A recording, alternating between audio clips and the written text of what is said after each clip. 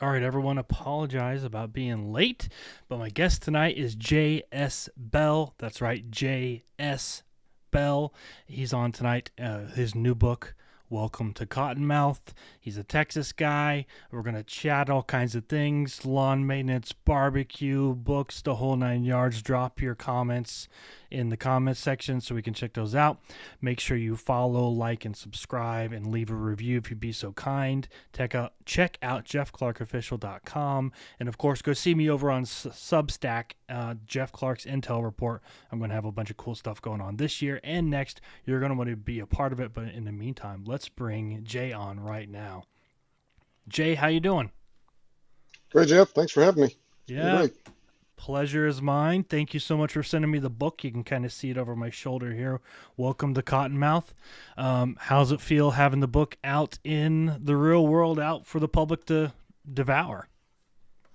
It's awesome because that particular novel's a 5 year journey that started back in actually almost 6 years now in 2019.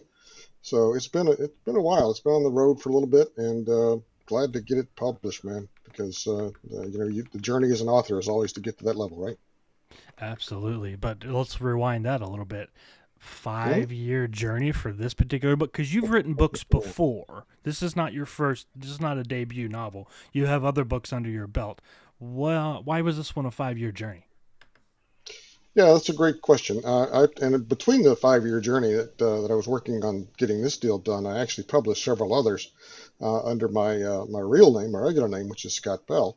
Uh, when I finally got connected with Blackstone and we started talking about how we would launch this, we wanted to make a break from the past and have a brand new, fresh start, a new branding, if you will, new author branding. And so that became the J.S. Bell persona. And that is my name, by the way, so you know. But I would say that, it started out as an idea in 2019, as these things do. You get into the what if machine, what if this happened, what if that happened, start putting together the story. And, I wrote the book in 2019, 2020 when we had a lot of time to write because we were all locked up, right? Yep. Um, and then, from that standpoint, I wanted this to go a little farther than my standard publisher. My standard publisher is great. I love her. She does a great job. Um, has done well by me, but I wanted to sort of take the next step in the author experience, which is to go an agent route into the big house publishing world. And so, yeah, that took a little bit of a journey, as it does, because you got to find the agent. The agent has to market the book. The publisher has to say yes or no, and you go on down that road. And in this case, went down that road once. Nothing happened. Nobody wanted to pick it up. And then a friend of mine, another author named Josh Should, connected me with a guy at Blackstone that said, "Yeah, I'd like to see that." And so once he got his hands on it, it was all 100% pedal to the metal, man. It was great, but it took a while. It took like 5 years to get to that point. Yeah, it takes a little bit, especially after you land the agent and then they go out there and market it. It could take 6 months to a year to land a book deal, and then they tack another 18 months onto that for them to get it on the rotation and do their Hmm. thing and edits and marketing and all that stuff. And it's a long journey. People don't realize that you don't just write a book and then publish it overnight. It doesn't happen Oh within the well, same yeah. year. On television, they always just they show up at the agent's door and then send them a book and they're published the next day. It's great, but no, it doesn't happen that way, and it's part of it's by design, I think, because obviously they're the big houses are sort of what they consider gatekeepers, right? They want to put out the best product, and so they do a lot of diligence to make sure that they get that product. And we go on back and forth about that. But what I would say is that the experience can take some time. I mean, even the first novel I published, I started writing in 2010, 2011 seriously, and then I think it was 2014 before I published my first novel. So it didn't happen overnight. Yeah, that's a good little span of time there. So for those Yeah. listening that are aspiring to be an author, um, it is a long game. You definitely have to play the long game and be patient. And if you don't have that patience, you know, um, there's always self-publishing, which people have found great success in Yeah, self-publishing. You can absolutely do that and absolutely. find great success and a great following. But if you want to Yes, you wait can. for the traditional machine, um, you're for sure gonna have to have some patience because it Yeah. takes a minute. And I would say that I got more out of it by networking and identifying and speaking with people in the business than I did from just cold queries. Yeah, I got some response on cold queries, but I'll tell you the best response I've gotten is just talking to people in the same genre because or in the same industry because I'll tell you, writers tend to help writers, and so Yeah. I've seen that more in this industry than I have in others. That we all want each other to succeed and sell millions of books. So it's great. I've gotten a lot of help from a lot of really good authors. Well, you got that endorsement from Josh Hood, who's the master of Mhm. action, and Yep. that's a ringing endorsement from somebody like him. Who's Josh is a fantastic writer himself, and is really Yeah. crushing it. And that's cool that he did that for you because that's an awesome endorsement. Yeah, it's great. I've got, and I would say Victor Gischler is another one that I've connected with, who's a terrific author. He wrote Fast Charlie, which originally was called Gun Monkeys, but now it's a book, excuse me, it's a movie with Pierce Brosnan. Um, so anyway, Nice. long story, but yeah, I mean, some tie into some good people in this industry and network your way into a deal, man. That's how it works.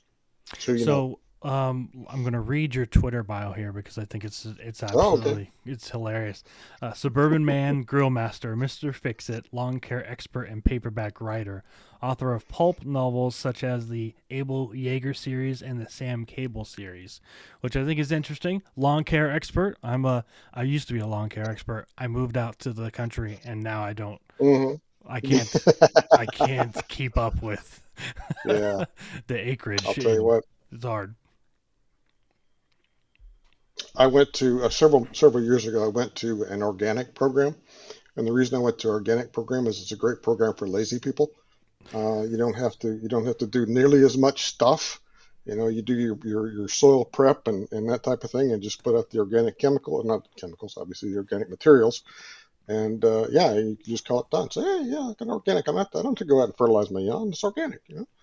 So anyway, long story. It's another story entirely. But yes, I've been doing that for many years now.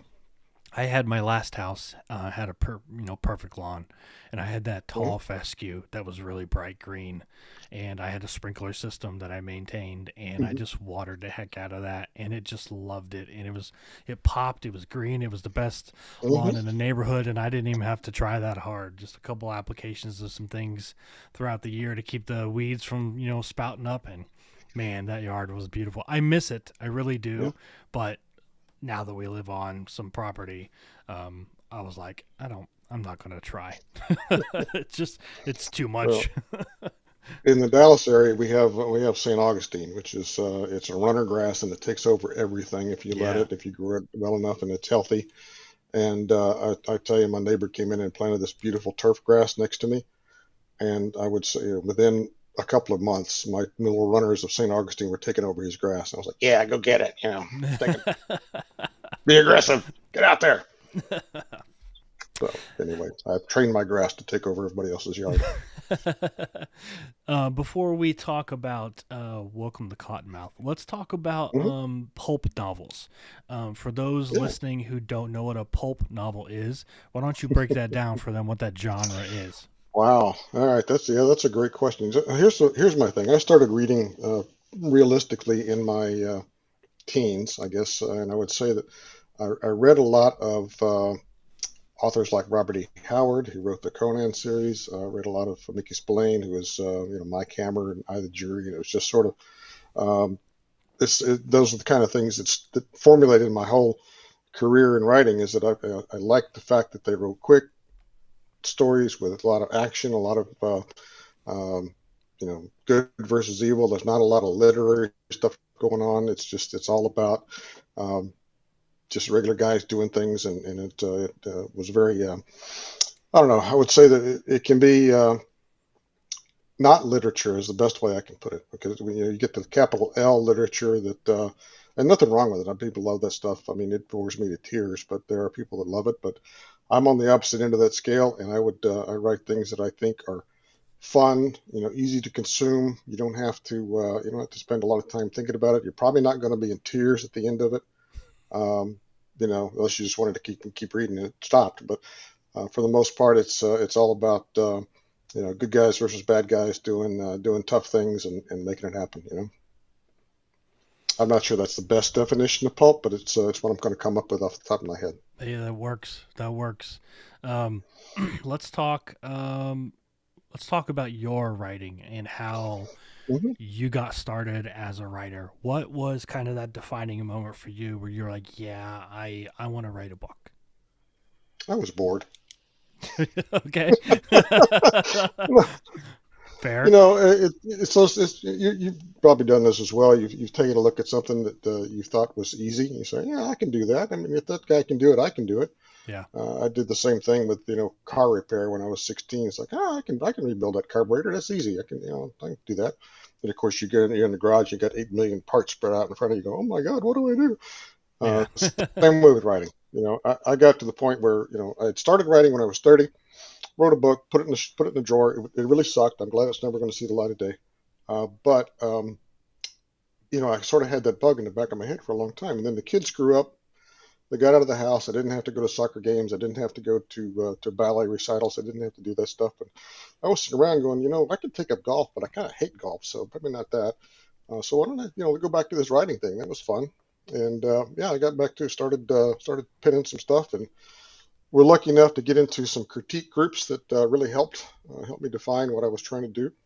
I felt like I knew it, and it's one of those things where you think you know what you're doing until you really get into the covers and go, "Oh my God, I really don't have a clue," Yeah. Yeah. because there is a lot of craft that goes into it, and that's the part that I tend to focus on with people who want to self-publish. I'm like, learn the craft, okay? Use a little bit of diligence, learn what you're doing, learn why you're doing it, break the rules if you want to break the rules, but understand why you're breaking the rules. Yeah. And that was me. Instead, I started out, I was all over the place, just anyway. But it was to cure boredom as much as anything else, to find something to do that I enjoyed. That was a hobby, didn't cost a lot of money. It was just one of those things that I could sit in front of my computer and be by myself, which I liked, and I could knock out stories. I could entertain myself, which is what I wanted to do all along. Because I think there was at the time I was looking at it. It was probably a longer answer than you wanted, but the time I was looking at it, there wasn't a lot of stuff out there that I wanted to read. Okay. And the things that I was reading were really not very good, I thought, in my opinion. So, like I said, I thought, man, if that guy can do it, I can do it. So, and then, of course, you get into the reality of it, and it's a 3 to 5 year journey before you publish a novel. Yeah, which is amazing that some of these authors can kind of jump ahead of the headlines when a Yeah. journey can be that long. Granted, once you're on kind of a more of a rotation, you're on that yearly release kind of schedule. It's not Mhm. quite as long. 6 months to a year is more what you're looking like to put together a book and then start the process. But it's still kind of amazing how, like, guys like Brad Thor can kind of jump out ahead of the headlines and be a couple years ahead. And you're just kind of, how the heck are you doing that? Like, where's your crystal ball? And why aren't you sharing it with everybody else? Yeah, well, there are guys that are plugged into the network for sure, and Hmm. I'm not one of them, but yeah, I pretend to be, so on paper. So, but it's an interesting thing that some folks can knock one out. They can knock out a book in 6 months, and it's just great. Other folks take 6 years, and they still haven't finished their manuscript. It's all over the place, and when I can get to it, I can go pretty quick. But sometimes real life gets in that way of doing what I want to do. Yeah. How do you approach a new project? So, like, let's go back to when the first iterations of Welcome to Cottonmouth. Um, how do you sit down and approach a brand new project, and how do you kind of get started? Mhm. That's a great question, Jeff. I would say that what I do is I don't know, it's different than anybody else, but it's obviously unique to me. Is that I start like I said with my what if machine. And when specifically when it comes to concerns Cottonmouth, the term sanctuary city was floating around a lot back then. Yep. Like him or hate him, it doesn't matter. It was a term in the news that I got a lot. And then some other things in terms of I think there was a story about a retired spy, and there was a movie Red that came out a few years back, and all these things started churning in my what if machines. Like, what if there was a sanctuary city for spies, right? So you start that what if, and then you start with, at least I do. And then I start with a character, or two characters, or three characters, and I think, I could do this as an ensemble cast. I could take this in many different directions. And so I start. I don't outline. I hate outlining. I can't do an outline to save my life. Um, but I just start writing the characters doing things that I think would be fun to listen to, that I would enjoy, and start throwing rocks at, what is the old saying? You run them up a tree and you throw rocks at them. Yeah. So that's kind of what I do is put them up a tree and then throw rocks and see how they get out of it. This book reminds me a lot of Red. I love how you took that concept and with the Yeah. Sanctuary City thing and kind of came to that because Red was such a fun movie. Both of them were. Um, Oh my God, yeah. I love both of those movies, and this is a really cool concept when, just the straight headline on Amazon. What does the U.S. government do with spies and special operators when they pass their expiration date? Yep. It's a great first line. It really begs the question, like, what do they do with them? In fact, I saw a former CIA guy the other Hmm. day, oddly enough, say something about that. Like, you Yep. have those guys in the agency who maybe come down with some kind of Hmm. problem, alcoholism or whatever it may be, gambling problem. So you can't fire them, you can't let them go because they have all these Yeah. I know things. too much. Yeah, they know too much. So, but you Hmm. can't keep them on a desk working serious stuff Yep. because they're a liability. So you have to find a place for them, and it's usually doing some kind of paper pushing or whatever within the agency.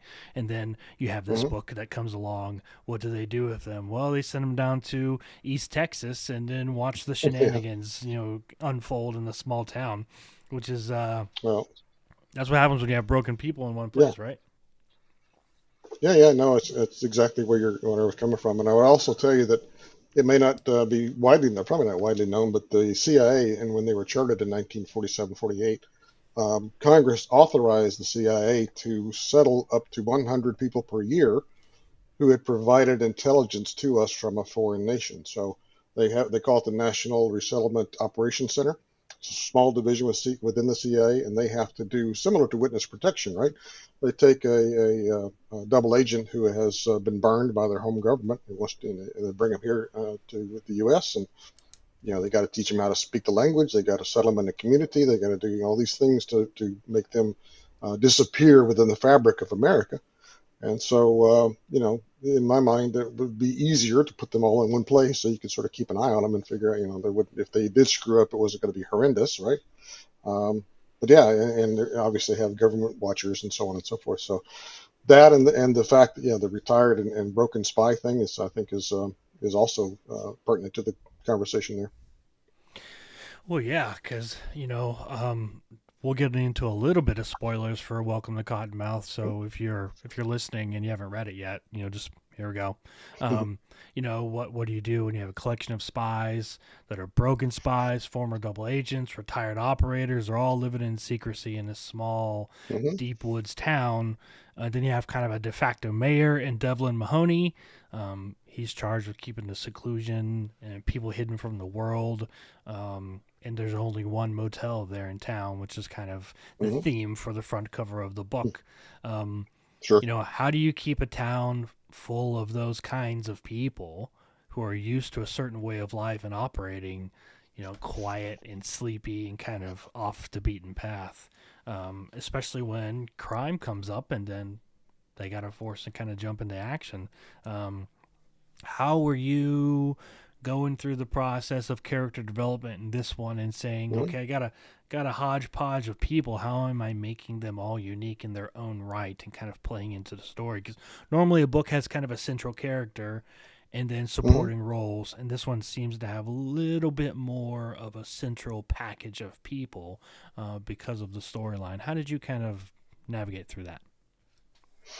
Yeah, another great question, because I would say that I had the central character in mind, the Devlin Mahoney character. There were certain traits that I wanted him to display in terms of not being. I didn't want him to be a Jack Reacher action hero that could do everything, right? I wanted him to be a little bit of a basket case in some cases, and a little bit of not the best shot, not the best driver, not the best, not James Bond. Okay, and I had the idea for the femme fatale, if you will, in Britta Thorpe, and then from there I sort of expanded out. Say, all right, let's start juxtaposing different things, and let's see if I can turn some things on their head a little bit.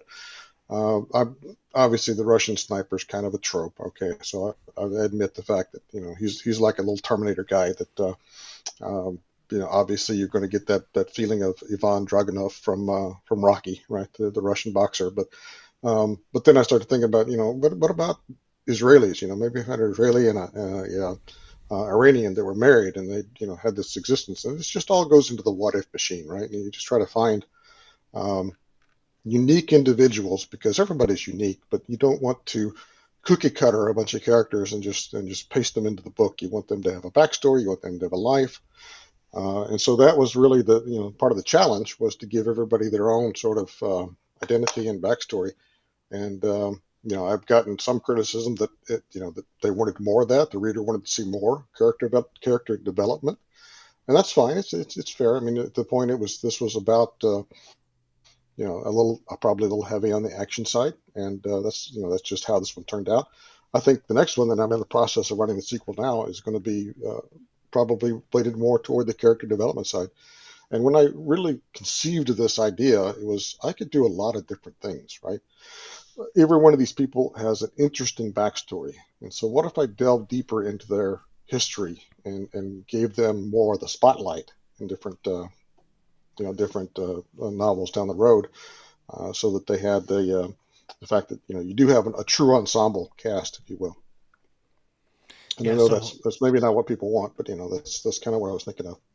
well, but that's how book series kind of go. You gotta kind Hmm. of pick what you put between the pages that Hmm. moves the story forward, and sometimes that isn't a lot of backstory, um, especially if it isn't necessarily relevant. So, I think that's kind Yeah. of just part of developing a story, but also at the same time, I think if you're getting feedback where readers are wanting more, that's a good thing. That means you teased Hmm. them and hooked them in, and you got them asking for a second one, which I think is really, really important in today's publishing world because some people are only getting that one chance to impress, and Hmm. publishing is vicious. It's tough. Yeah, yeah, yeah, yeah. Oh, and it's very subjective too. I mean, you get I've had feedback on this novel. Everything is from one end of the spectrum to the other. Some people like the fact that it was a little bit heavy into gun stuff, making sure that the right weapons were in the right, I described them correctly and had all the details and blah, blah, blah. Other people are like, man, this guy went way too deep into the gun stuff. But I know if I did it wrong, I would hear about it. So, I want to make sure that Yeah, I you got sure that as would. right as possible. And yeah, anyway, and that's the same thing with, some people looked at the characters, said, oh, these are two-dimensional characters. Other people said, man, I love the way you develop the characters.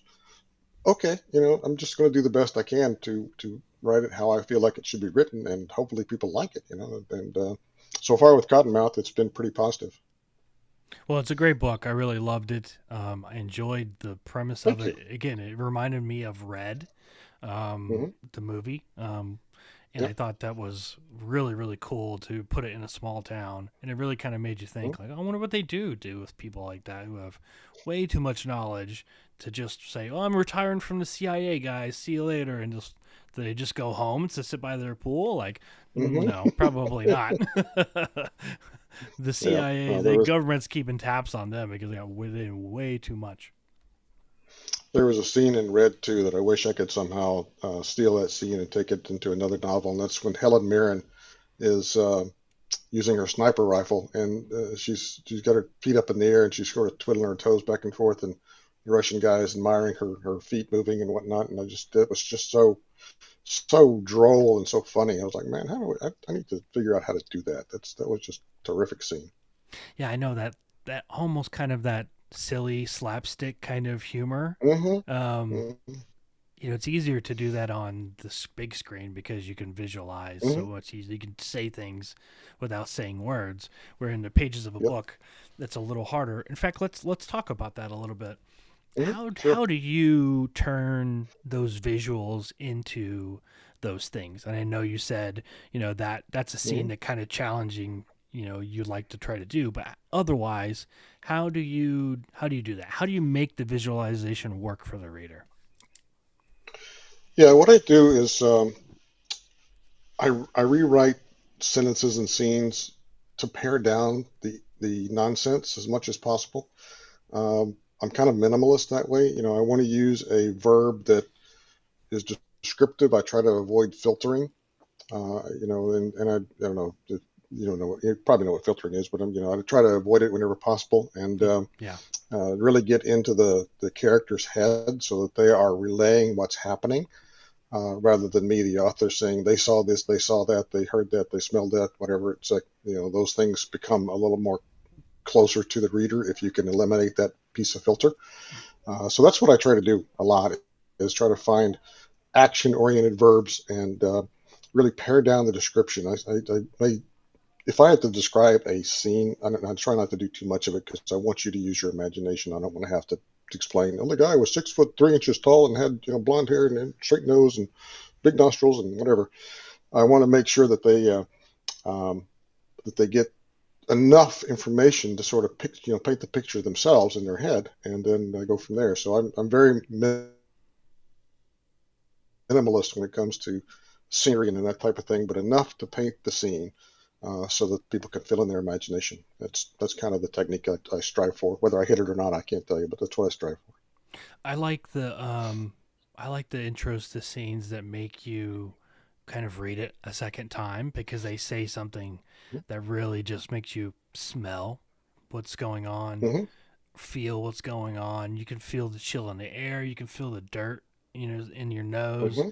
But they don't say it like that. They say it in kind of like an off the wall manner. They describe it. M.P. Woodward, the new Clancy book, Terminal Velocity, he has a chapter in Mm-hmm. there where he opens it up and he says something that made me read it twice. And I was like, that's exactly how that smells. But he didn't say it Mm-hmm. like that at all. And it was so Yep. beautifully written that it just immediately made me smell it. Like those kind of scenes, the way people open those up, those polished authors who can just kind of grasp that is really, really beautiful, because then it submerges you as a reader Yeah. into the scene. And as a writer myself, I love when I could read other people's work and just get deep and submerged into it, because it kind of energizes me and goes, man, I wish I could do that too.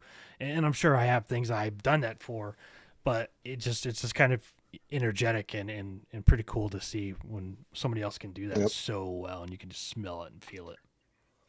No, I agree, and it's something that I preach a lot, and that is to get in the character's head and let them tell the story. Don't let your author voice into that. Which is, people do that, and it's fine. I've read a lot of folks that you can tell it's the author talking to you through the page. Not my favorite thing. I like to get in the character's head and let the character experience the activity, whatever it is, and not have to get into the author voice. You know what I'm saying? Yeah. Yeah, I think the getting into the character's head and then taking a moment to say, okay, they're walking into this room. What do they see? What do they hear? What do they smell? What do they notice? And it's just like, Hmm. I'm a very visual person, so I can kind of visualize things. And then it's that picking out that iconic thing. Like when you walk into an old, musty hotel room, there's a certain Hmm. smell, and there's those old like flannel looking sheets or old quilt looking sheets on the bed. Like, Hmm. okay, those are two very distinct things. How do you say those things without saying them verbatim, but where you can get the reader to visualize it and smell it, taste it, get that aura, about it. And that was the Yeah. best piece of advice I ever got was put those put the character's glasses on and then start asking yourself all those questions, and Hmm. then describe the scene like that. Because I think a big mistake a lot of new writers make, while they're trying to get started, is they started off with the weather, or they started off with this or that, and something very, very, I'm not going to say cheesy because that's the wrong word, but something very cliche. And it's like, Hmm. that it's a good place Or to they start, but it's not the end all. they've heard that you have to start with action, so they start with action in a white room, with no scene setting and no idea who the characters are, and you're like, why do I care if this guy's in a gunfight? Yeah.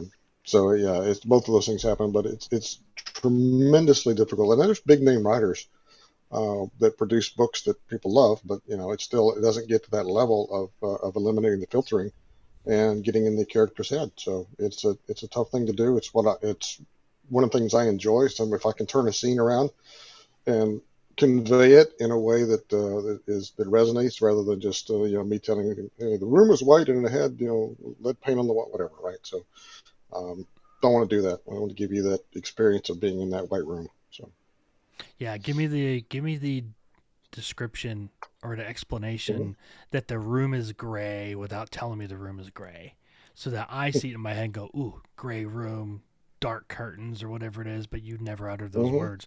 That's the juicy goodness that I want in a novel, because it just kind of puts you Yep. there in the moment too, with the character, and you're invested. And I think that's, today it's very, very 100%. important with people's short attention spans. You gotta hook them in and keep them in, or you're gonna lose them fast. 100%. So let's talk a little more about Cottonmouth. What is one of the characters in this book that you want to see developed more in the sequel? Wow. Well, I think I want to do a little bit more with Britta, the female character in this, because she has an arc that interests me. It starts, she starts out as this party girl, sort of beholden to a millionaire, and she's involved in these, fancy yachts and the big time celebrities and so on. Then she sort of crashes to reality and has to find her own identity. Well, that's not an easy task, right? It's not going to happen within the space of one book. Yeah, she starts that journey and she gets there a little ways, but starts seeing her own agency. But I think as I drive that forward, I want her to experience, what do I want out of life? What's my next step? Sorry about that. Thought I turned that off. But she wants to experience the next step. How do I get there? Is this what I want? Is this, is living in this Cottonmouth town in the middle of nowhere in a crappy rundown motel? Is that what I want in my life, or is it, where am I going? So I want to develop her some more. I think I want to do some more with Hannah Moshi, the Mossad operative, because I find her interesting. Yeah, me too. She's obviously got a career in wet ops back in the day, as we suspect a lot of folks in that world do. So she's an interesting character to me, because she has gotten old in this business, which is tough to do, and has a lot of things that I think are a lot of skills that I think could be exploited in a different way.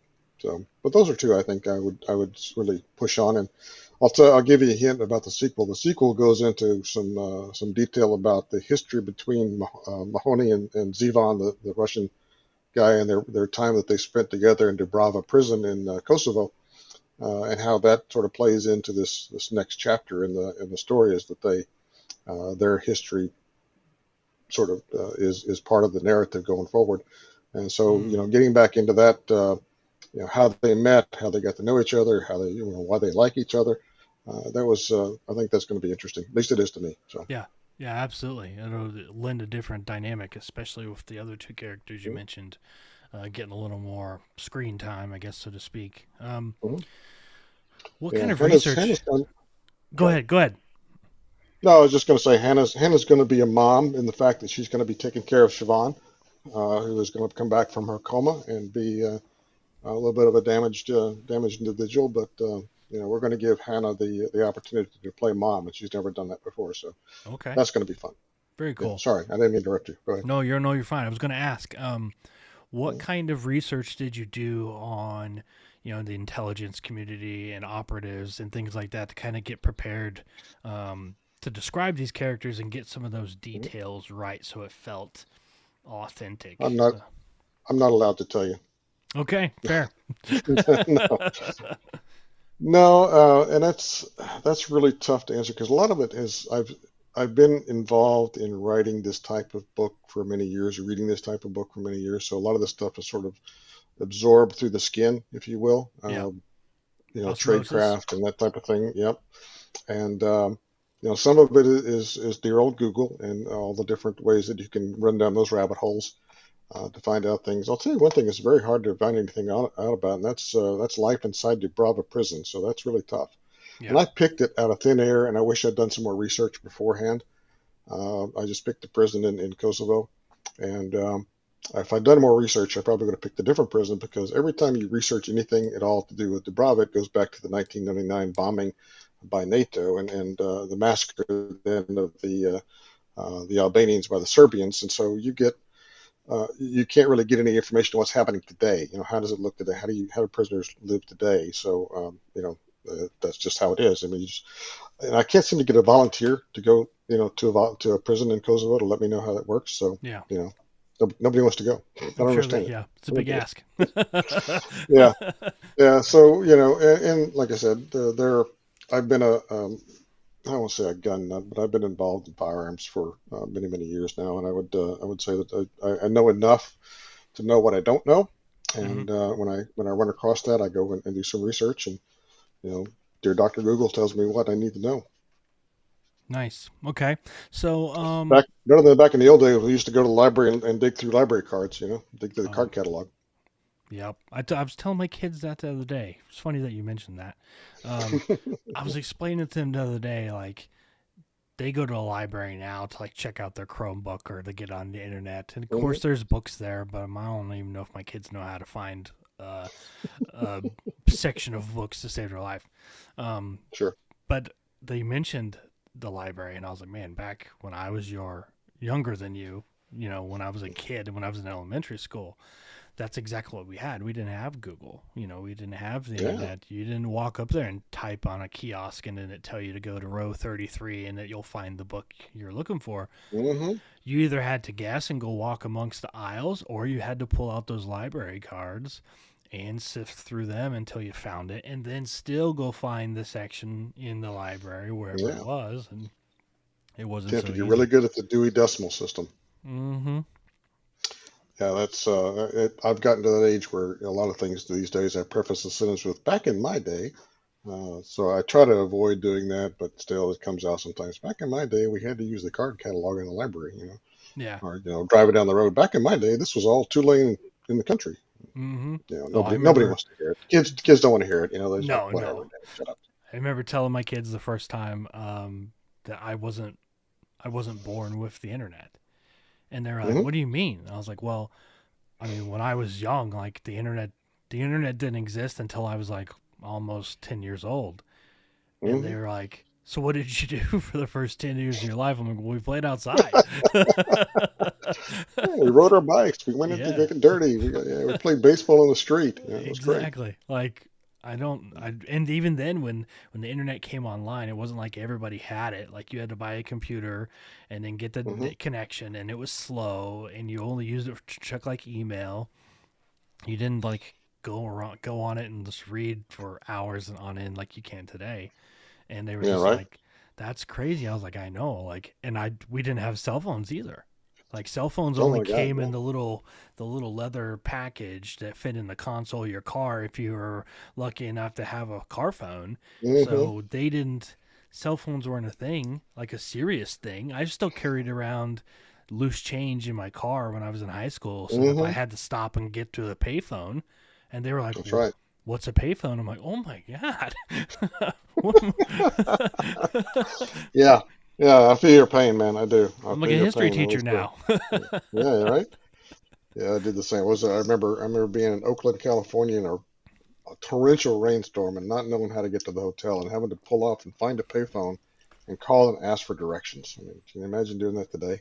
I know. Look at your phone, dude. Put it in Google. Yeah, you don't even get it out. You just talk to it. I know. Talk to it. Just say the words.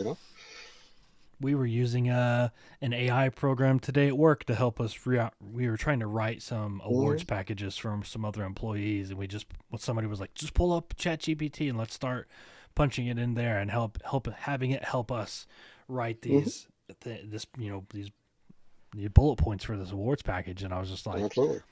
I remember when we barely had Microsoft Word where we could write these on, let alone all these programs that help us write it now. It's crazy.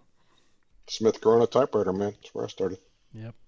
All right, let's play a little game here if you want to for just a few quick seconds before I let you go.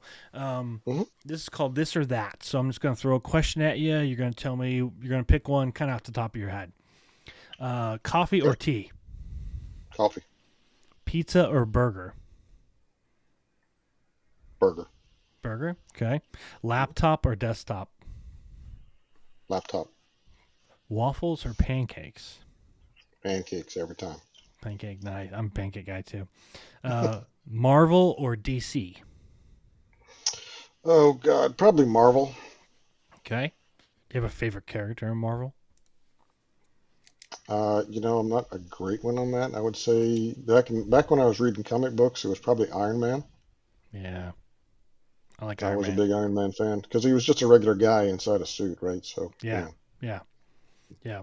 but yeah, Okay. but talk about they didn't even think about inertial dampers back in that day. The guy could hit a wall at 90 miles an hour and it wouldn't hurt him because he's in the suit, right? Yeah, exactly. So anyway, I didn't worry about that when I was a kid either. It's like, well, that's cool. Yeah, exactly. Okay, a physical book or an audio book? A physical. Okay. Um, Yeah, I know people love audio, but I'm not there yet. I get distracted easily. yeah, that's my struggle with audio is I can hit pause too easily, Mm. or I'll I'll put it on while I'm editing an episode or trying to do something Mhm. on the computer or just sitting around and I don't tune in nearly as well. So I'm trying Yeah, to get on the audiobook train like everybody else is. I'm just struggling a little. I wind up. I realized I missed two chapters because I was thinking about something else while the guy was doing his thing. So Right? I have to sit down and reread. Can't do the audio. Yep. All right. Cake or pie? Ooh, wow, that is a tough one, man. I'm gonna go pie. Okay. What's your favorite kind of pie? Apple. Oh, I'm an me apple too. pie guy. Yeah, my wife makes a Or killer then apple you can pie. start talking key lime. You start talking key lime pie. I mean, it's gonna be that would be a real tough discussion right there. Yeah. Key Yeah. lime, Boston cream. Oh my God. All right, I'm hungry now. I gotta get something to eat. Okay. Call or text?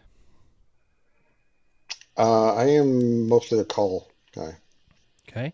John Wick or John McClane? McLean. Ooh, okay. I like that take. Mm-hmm. Schwarzenegger Yeah, or Stallone? Schwarzenegger. All right. Live without music or live without TV? Live without music. Okay. Not a big music guy? I love music, but if you're going to give me the choice, I mean, I'm at that age now where sitting down and watching TV is kind of a highlight of my night. So it's a good thing, right? My wife and I were like, hey, what are we going to watch tonight? We got to binge a show, right? So Yeah. yeah, we wind up that's our thing. As we get older, hey, it ain't about the party anymore.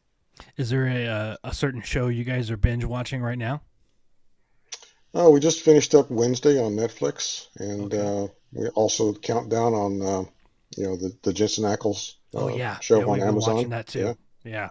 yeah, thought that was well done. And then yeah, I mean we just Star Trek: The Next Generation. I know a lot of people hate the new Star Trek episodes, but I think that particular show is really well done. So I like that one. Okay. I'm looking forward to Charlie Hunnam doing the Ed Gein story here in October.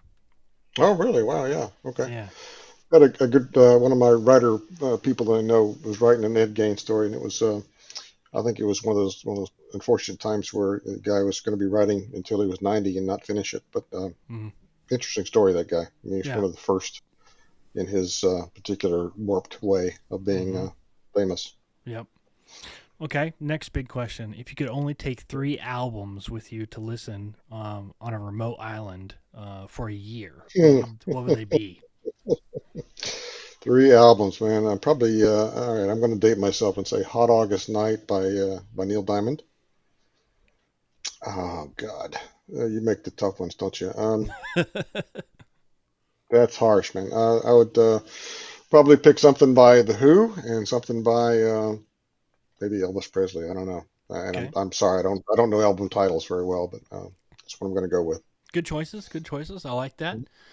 If you Mhm. could solve one unsolved mystery, what would it be? One unsolved mystery. One unsolved mystery. How about the where Amelia Earhart wound up? Is that still Ooh, unsolved? I think it's still unsolved. I think it still is, and that's a good choice. I like that one. I'd Mm. like to know that one answer too. A lot of people pick JFK, which I understand, but Yeah, it's topical, but I think we've worn that one out, right? yeah, Because I don't know. I'm a one shooter guy. I don't think that there's the need for tremendous amount of extra conspiracy there, but yeah, agreed, have agreed. to be proved wrong too. Yeah. Okay. If you could have a deep conversation with any historical figure, who would it be and why? Hmm. Any historical figure? Well, I always wanted to talk to Robert E. Howard because he got my start in the reading world when I started reading the Conan books, right? But I probably would, given the choice, go with Ronald Reagan because I thought that the way he handled his business in the day, I was a big fan. If that politicizes me, I'm sorry, but just I like the way the guy did his business, and he was, he seemed like a pretty sharp individual. I may change my mind if I think about it, but for right now, that's where I'm going. Okay, that's fair. Um, would you rather get $1 million right now or get Mhm. $100,000 a year for 10 years? Right now, give it to me up front. Would you make it last 10 years or would you blow Show me the money. Show me the money. No, I think in today's world, it's easy enough to take money and invest it and make more money with it. So it's very simple these days. I mean, you can open up an account online and you can um, you know make your own trades, do your own stocks. So why Yeah. not? I mean, get the chance to grow the money. Yeah, it's good. Good point. Drop it in a I'd rather have it in my pocket than have it in somebody else's pocket. To put it that way. Okay. I like that. You know Good what I'm point. saying? Okay, last two big questions. Who's your favorite James Bond? I'm going to go with Daniel Craig.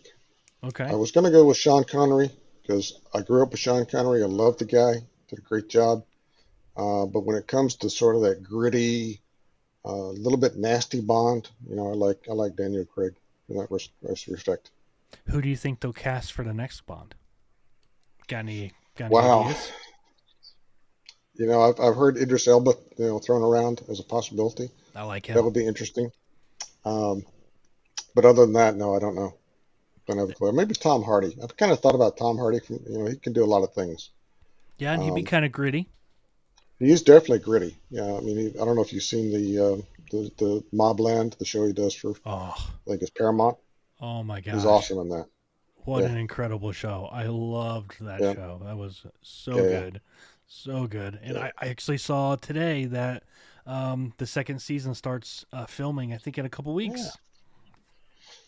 What if Pierce Brosnan and Helen Mirren got going? I mean, they've been in a lot of stuff together lately. I know. I Maybe know. there's a story there we need to explore. Maybe. Yep. Okay, last big question. Sure, Um, is Die Hard a Christmas movie? absolutely, That's what I'm talking about. absolutely. Every Christmas, man. Every Christmas we do it. My daughter especially. I'm like, oh, please, not again. We can do the dialogue, as we go along. Yippee ki yay! Yeah. I love it.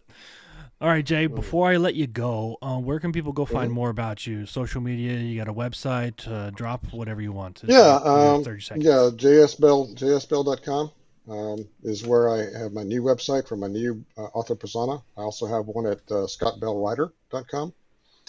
And, I can be found on Twitter or Facebook, either one. I don't remember the handles right offhand, but, a little bit of search, I'm sure I can turn up in one of those places.